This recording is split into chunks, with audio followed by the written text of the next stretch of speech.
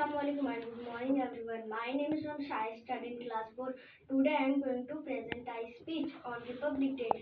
सारे जहां से अच्छा हिंदुस्तान हमारा, हम बुलबुले हैं इसके ये गुलसिता हमारा।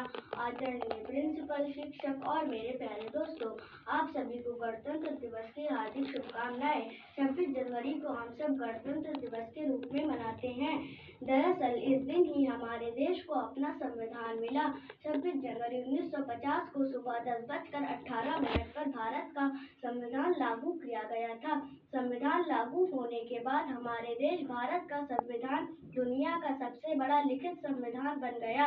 2 साल 11 महीने और 18 दिन में यह संविधान बनकर तैयार हुआ था।